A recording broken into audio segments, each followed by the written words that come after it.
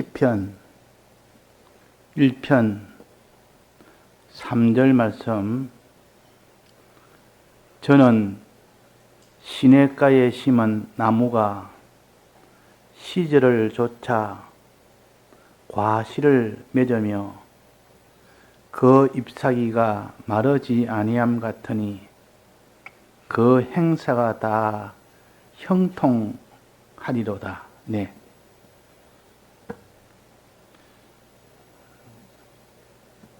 복 있는 사람과 화 있는 사람을 구별하셔서 먼저 복 있는 사람에 대해서 말씀을 하시고, 또 그 다음에 4절부터는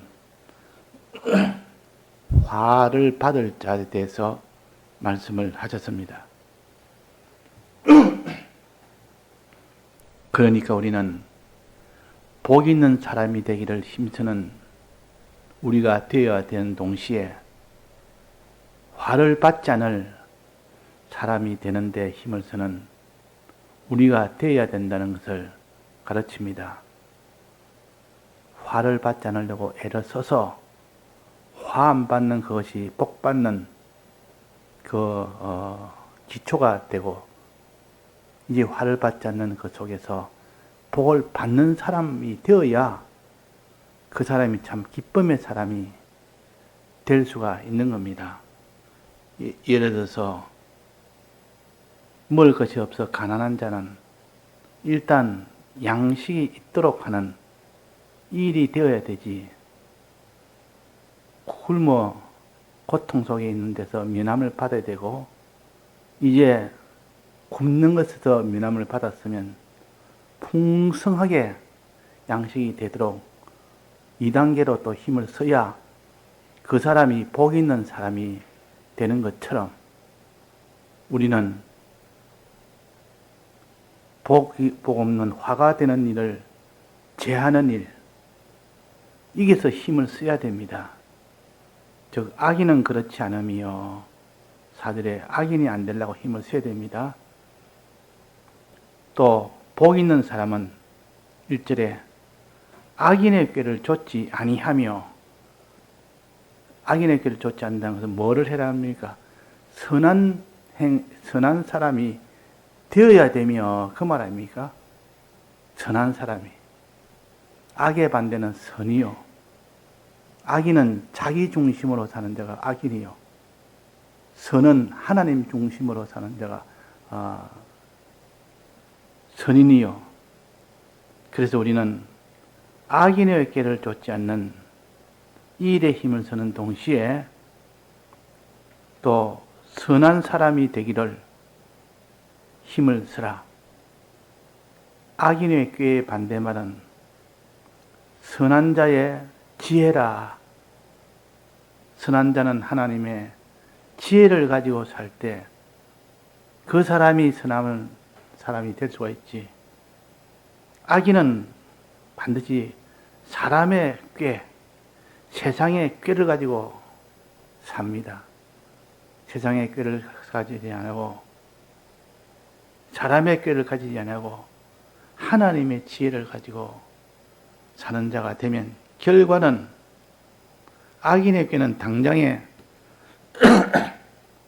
무엇이 형통이 되고 커지고 많아지면 참 이 악인의 꾀가 훨씬 더 효력이 있다 하고 여길 만큼, 그래서 사람들은 악인의 꾀를 높이 평가하고 따르기도 하고, 그 꾀를 아주 참 실력 있는 자의 능력인 것처럼 여겨서 따릅니다. 그러나 나중에 결과를 보면 나타납니다. 이 결과라는 것은 당장에 나타난 것이 아니고 나중에 마지막에 하나님이 어떻게 하는가 보자. 악인의 꾀를 가졌으면 그 결과가 당장에 나타나는 결과가 아니라 나중에 가면 갈수록 그 결과가 나타나기 마련입니다. 그래서 이 악인의 꾀를 좇지 않고 선한 자의 지혜대로 살고 죄인의 길에 서지 아니하고 죄를 짓지 아니하고 의로 사는 이 사람이 되라. 오만한 자의 자리에 앉지 말고 너는 겸손한 자가 되어라 하는 것이 이 사람이 복 있는 사람이다 하는 것입니다. 여기 첫 번째요. 우리가 앞에서 배웠지 않습니까? 이런 행위를 하는 자가 되어라. 이런 너는 참 복된 행위를 하고 난 뒤에 그때가 문제입니다. 복된 행위를 하려면 참 다른 사람들이 하지 못한 일을 이 사람은 복된 일을 했습니다. 복된 일을 하고 난 뒤에 대부분의 사람들은 여기에서 하나님의 말씀을 듣는 일은 차차차차 멀어집니다. 왜? 오직 여호와 율법을 즐거워해야 되는데 이런 유력한 행위를 하고 밭갈고 양천 일을 다른 사람보다 훨씬 더 능숙하게 해내고 난 뒤에는 이제는 밥을 먹지 않아도 된다. 이제는 내가 큰 일을 내가 이루었으니 밥을 먹지 않아도 된다. 율법을 즐거워하지 않아도 된다. 말씀을 듣지 않아도 된다. 이래가지고 이전보다도 말씀 듣는 것을 차차차차 그 사람이 흐려지고 또 적어지고 그러므로 인하여 그 사람이 행했던 그 모든 것이 다 오히려 다 줄어들고 행했던 그 일이 다 헛일이 되는 대부분 그래서 한때 믿음으로 아주 열심히 살던 자가 나중에 보니까 다 빛을 다 잃어버렸다. 차차차차 험해졌고 차차차차 세상화 되어갔고 그래서 한때 빛으로 살던 자가 어두움으로 돌아가는 그런 사람이 대부분입니다. 그런데 여기서는 뭐라 했습니까? 오직 여호와 율법을 즐거워하여 말씀을 붙드는 이것이 이전보다 더 많이 붙듭니다. 유력한 하나님의 일을 다 행하고 난 뒤에도 말씀 붙드는 것은 더 많이 붙드는 것은 왜 그런고? 이 유력한 일을 하고 나면 사람이 변화가 됩니다. 변화가 돼서 하나님의 말씀을 대하면 새로운 말씀으로 다가옵니다. 지금까지는 행하지 않고 깨달은 것인데 이제는 다 행하는 이 사람이 되어서 깨닫는 것은 훨씬 더 깊이 깨닫고 더 넓게 깨닫게 됩니다. 그래서 이때 율법을 하나님 말씀을 들음으로 인하여 새로운 깨달음으로 옵니다. 새로운 깨달음. 그래서 이전 깨달음보다 훨씬 더 깊은 깨달음이 오고 온전한 깨달음이 옵니다. 이래서 믿음이 자라는 겁니다. 그래서 그 율법을 주야로 묵상하는 자로다.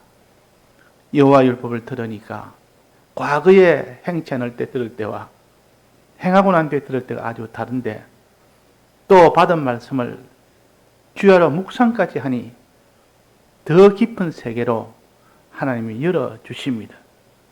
열어주셔서 그 백목사님께서 참 그런 참 우리가 알지 못하는 그 세계, 신앙의 세계를 깨달아서 이 발표를 해서 우리에게 알려준 것은 그분이 다른 사람이 행하지 못하는 건 행함을 하고 난 뒤에 또다시 말씀 붙드는 일에 더욱더 주력을 한 겁니다. 묵상하는 일에 주력을 했습니다. 기도하는 일에 주력해서 성령을 받음으로 인하여 행하기 전에 그때 깨닫는 것과 행하고 난 뒤에 들어서 깨닫는 것은 천지 차이가 됩니다. 그래서 그 율법을 주야로 묵상하는 자로다. 두 가지 했습니다. 세 번째는 뭐랬습니까? 저는 시냇가에 심은 나무가 되라. 깨달아 알았으면 믿고 행하라 그 말이에요. 믿고 행하라. 시냇가에 심은 나무가 되라. 시냇가란 물이 넉넉한 곳이 시냇가요. 흙이 넉넉한 곳이 시냇가요. 흙과 물이 넉넉한 그곳에 심기우면 즉 물과 양식을 먹을 수 있는 그 땅이 바로 시냇가입니다. 나무는 물과 양식을 먹으니까 나무가 쑥쑥 자랍니다. 홍수가 와도 떠내려가지 않고 가뭄이 와도 말라 비틀어지지 않는 그런 곳이 시냇가요. 자, 이 시냇가는 믿고 행한다는 뜻입니다. 마시고 먹는다는 뜻입니다. 그래서 우리는 이 시냇가에 심은 나무가 되라, 이 말은 참 주의 이 말씀을 정말 믿고 행하는 자가 되라, 그 말 아닙니까? 자, 그 다음에는 네 번째입니다. 네 번째, 시절을 쫓아 과실을 맺는 일을 해라. 시절을 쫓아 과실을 맺는 것은 행하는 겁니다. 행하는데 어떻게 행하느냐? 시절을 쫓아 과실을 맺으라. 환란이 섞여 있는 그런 여러 가지 현실들에 그 속에서 너는 과실을 맺으라. 그 속에서 행하는 자가 되라, 그 말입니다. 그 속에서 시절을 쫓아 말할 수 없는 환란 속에 거기서 행하는 자가 되라. 이걸 인내라 그렇다 했습니다. 인내라. 인내라는 것은 환란 중에 그 믿음의 생활을 행함을 계속하는 것을 가르쳐서 인내라 그럽니다. 인내를 이룰 줄 압니다. 인내를. 그 환란 중에 행하는 것이 인내라. 시들을 쫓아 과실을 맺는 겁니다. 거기 인내입니다. 그 다음에 다섯 번째는 그 잎사귀가 마르지 아니한 것 같으니, 잎사귀는 무엇이라고 했습니까? 잎사귀는 약 재료로 쓰고 또 민족을 다 소성시키는 이 일을 하게 하는 것이 잎사귀라. 죄에서 회개케 하는 것이 잎사귀라. 우리는 잎사귀가 무성해야 됩니다. 잎사귀가 마르지 않아야 됩니다. 잎사귀가 마르면 나중에 결국은 그 나무는 죽습니다. 그러니까 회개가 없으면 그 사람은 죽지 그대로 살아날 수가 없습니다. 회개란 것은 그래서 중요합니다. 중요하다 그 말이에요. 잎사귀가 마르지 않아야 됩니다. 늘 회개하는 자가 되어야 됩니다. 다 해서 회개하는 자가 되어야 됩니다. 애굽을 다 해서 나와야 되지. 애굽에 머물러 있으면 결국은 다 죽는 건데 거기서 양의 피를 바르고 양의 고기를 먹고 그 다음 날에 애굽을 나올 때 수많은 그들의 그 모든 공격과 그들의 추격과 그 속에서 끝까지 벗어나는 일이 되어야만 완전히 애굽에서 벗어나는 겁니다. 회개가 되어야, 완전한 회개가 되어야 그 사람이 가나안 땅에 들어가는 초석을 마련할 수가 있는 일입니다. 그래서 우리 회개라는 것은 중요하다. 출애굽하는 것은 중요하다. 잎사귀가 마르지 아니하는 것은 중요하다. 그 말입니다. 잎사귀가 마르지 않도록 우리가 늘 회개하는 자가 됩시다. 여기 다섯 번째요. 이제 여섯 번째입니다. 다 마르지 아니한 것 같으니 그 행사가 다 형통하리로다 그랬습니다. 이것이 여섯 번째입니다. 그 행사가 다 형통하리로다. 그 행사라는 것은 그 행위를 말합니다. 위에 있는 다섯 가지 행위를 가르쳐서 그 행사라. 다섯 가지 그 행사를 다 하고 나면 그 결과가 어떻게 되느냐? 다 형통하리로다. 다섯 가지 그 행사를 다 행하고 나면 그 결과는 뭐 한다 했습니까? 형통한다 했습니다. 형통이라는 것은 잘 되는 것이 형통이요. 이 단어를 가지고 이치를 가지고 따져야 되지. 그 단어에 그 뜻만 가지고 따진다면 세상 이치는 알 수 있어도 이 성경 이치는 알 수 없습니다. 성경 이치는 그 단어의 뜻을 초월해서 그 안에 있는 성경으로 우리가 붙드는 그런 해석이 되어야 됩니다. 그래서 여기에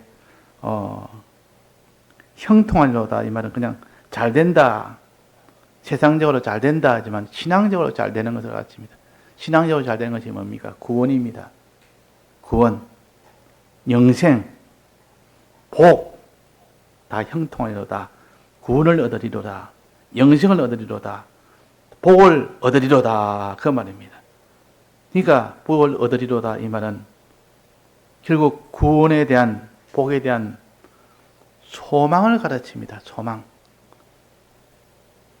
너는 앞으로 구원을 얻으리로다. 너는 나중에 너는 복을 얻으리로다. 너는 나중에 영생을 얻으리로다. 이 말은 너는 나중에 복을 받는 이 소망을 너는 받으리라. 복 받는 소망. 이 소망을 가지라. 소망을 가지라. 그 말입니까? 사람이 복에 대한 소망이 없으면 복을 자기가 받기를 힘쓰지 못합니다. 복에 대한 소망이 있으면 그 복 받으려고 그 애쓰는 그것이 큰 능력이 됩니다. 그래서 영생에 대한 소망이라 그럽니다. 주님의 죽으심으로 이루신 사죄와 칭의 화친의 이 은혜와 부활하심으로 주신 영생의 소망에 대한 은혜.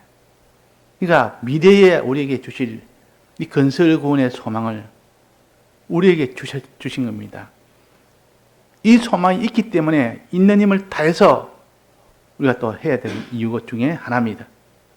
있는 힘을 다해서 우리가 행하는 것은 첫째는 소망을 이루기 위하여, 두 번째는 주님 날 사랑했으니 나도 주님을 끝까지 사랑해야 되겠다는 이 깨달음이 있을 때에 그 사람은 어디까지든지 행하는 자가 될 수가 있지.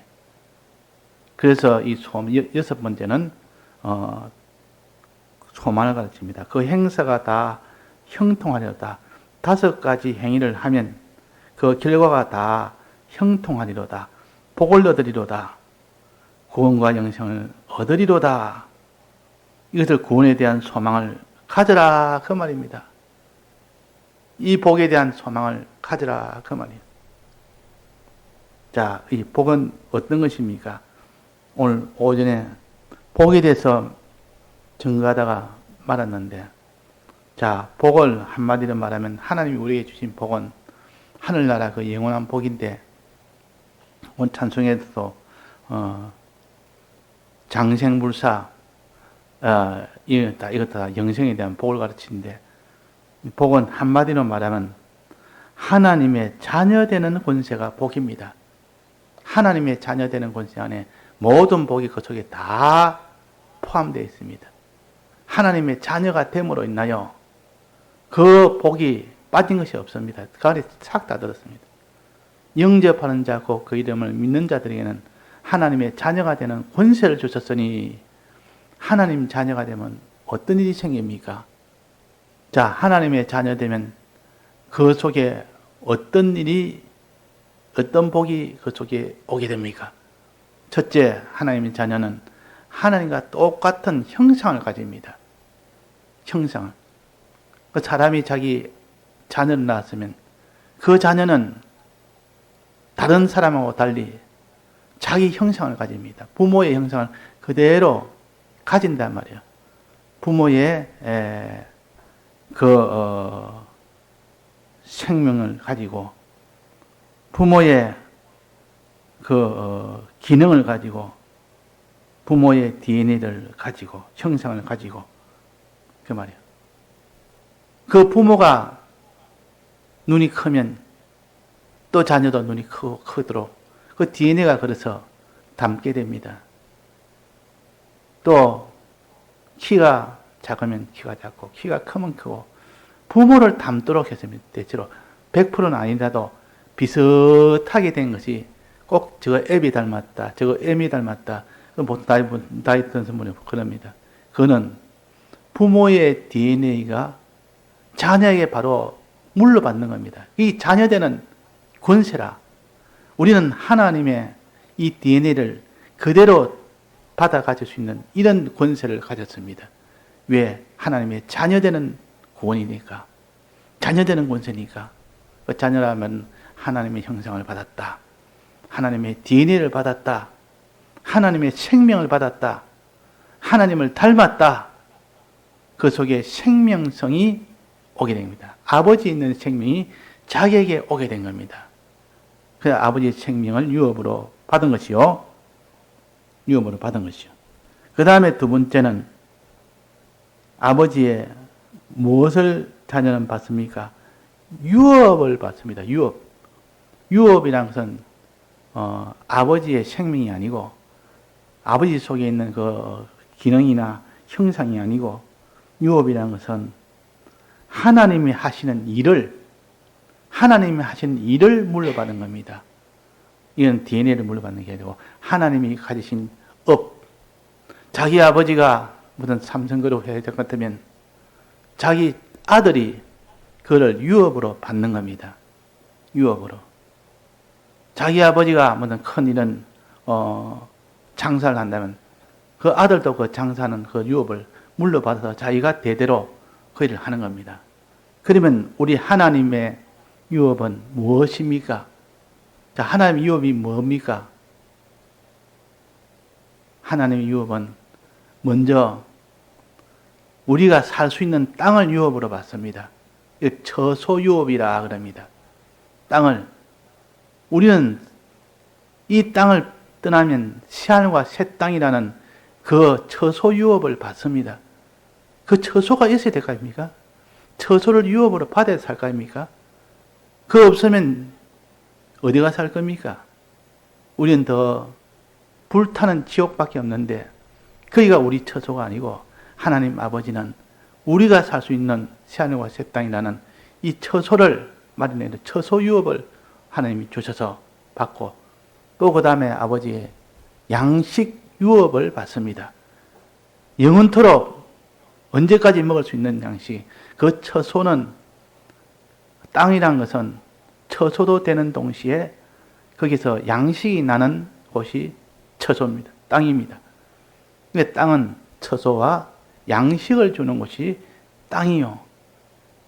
또 그 다음에 받는 것은 큰 자손이요. 자손이라. 이것을 유업으로 받습니다. 그래서 하나님이 아브라함에게 약속을 했습니다. 아브라함아, 너가 내 말에 그대로 순종하면 본토진지가 될지라 내가 네게 지시하는 땅으로 가면 내가 네게 큰 민족을 주겠고 이 땅을 내가 다 주겠다 그랬습니다. 이 땅이란 말은 자기가 있을 처소인 동시에 양식입니다. 땅에서 양식이 나지 않습니까? 옛날에는 시골 같은 데는 땅 부자가 양식 부자입니다. 땅을 많이 소유하고 있는 그 사람이 지주라 그러는데 지주가 제일 부자입니다. 왜? 땅에서 나는 양식이 다 자기 것이니까. 그러니까 요즘이야 이 땅이라는 것도 그것도 부자 될 수 있는 요소 중에 하나지만은 그러나 이것은 그것보다는 그 사람이 어떤 기업체를 가졌느냐, 어떤 실력으로 어떤 기업을 운영하느냐, 그이지 땅 크다고 기업이 큰 건 아닙니다. 그러나 옛날에는 땅은 곧 처소인 동시에 그것이 양식을 얻는 근본이기 때문에 그래서 땅이란 것은 얼마나 중요한지. 그래서 하나님 아브라함에게 네가 보이는 땅을 내가 너에게 주겠다. 동서남북 둘러봐라. 멀리 눈에 보이는 땅, 내가 다 눈에 보이는 땅을 내가 땅을 주겠다. 이렇게 땅을 유업으로 주겠다고 약속했고 큰 민족을 주겠다. 내 자손을 주겠다. 이 두 가지 약속을 한 것이 하나님이 아브라함에게 약속한 것입니다. 우리에게 하나님 주신 것은 처소와 양식입니다. 나도 새하늘과 새 땅에 살 때 처소라는 그것을 받아야 되고 또 새 양식을 받아야 됩니다.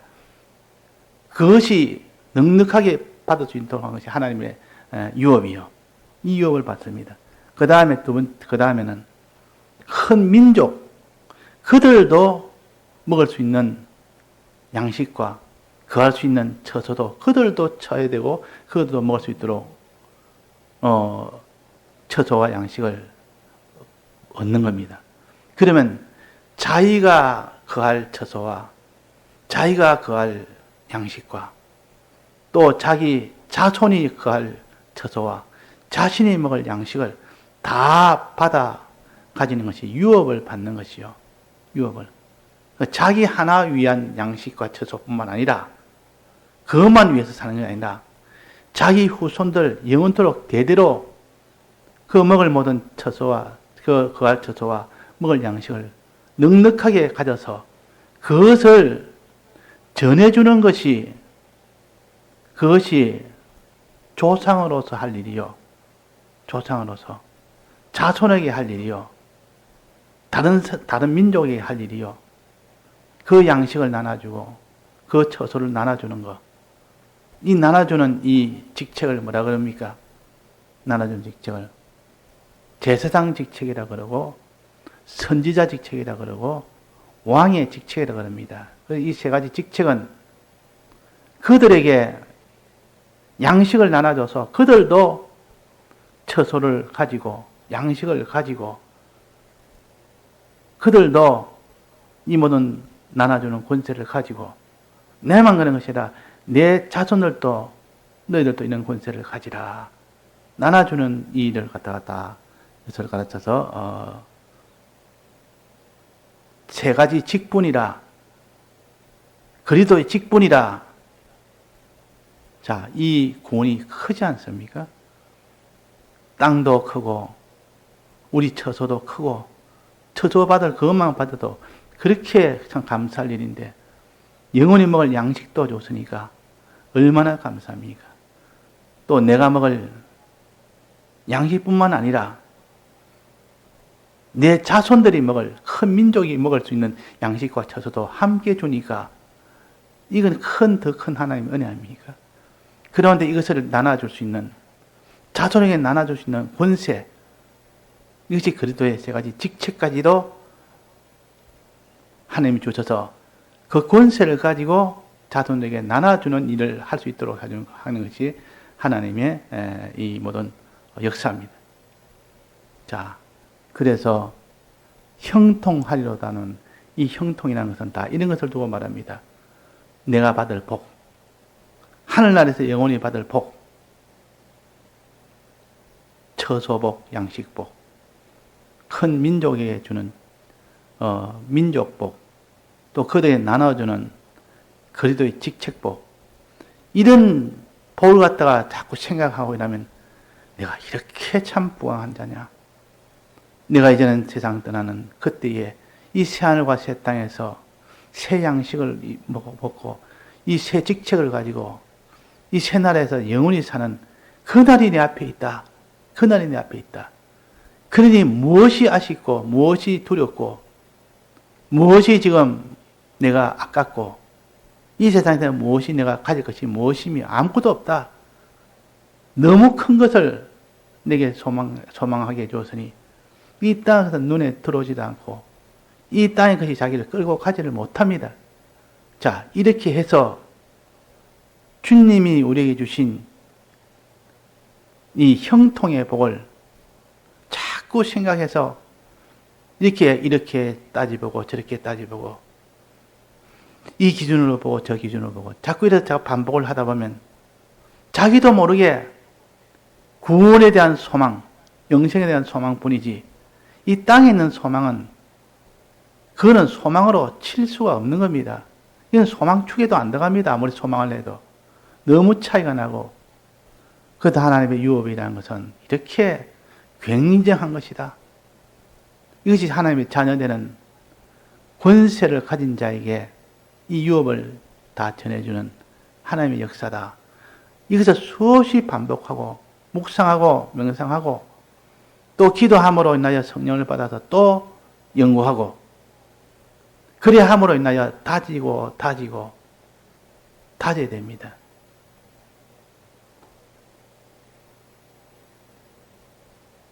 농사 지을 때 서리가 내리면 땅이 약간 뜹니다.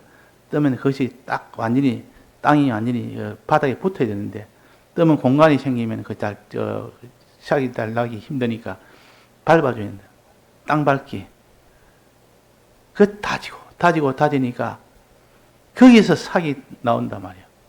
우리는 받은 말씀을 자꾸 묵상하고 다지고 새기고 이것이 다지는 일이라.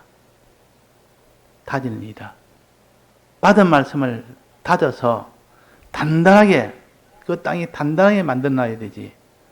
그러지 않으면 받은 말씀이 또 현실에 만나면 또 언제 흘러가 버리는지 모릅니다.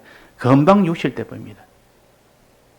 그 받은 말씀이 튼튼하게 보였던 말씀인데 어느새 유실이 돼서 자기가 그 말씀의 능력을 받지를 못한다 그 말입니다.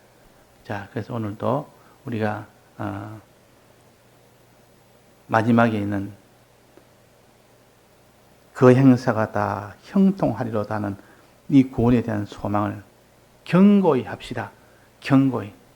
이 견고히 하는 이 힘이 그럴 때 그 사람이 환난도 이깁니다. 그럴 때 끝까지 인내를 할 수 있습니다. 그래서 너는 소망 가운데 있으라. 구원에 대한 소망을 받으라. 하신 겁니다. 다 같이 통성으로 기도하시다가 자유하시겠습니다.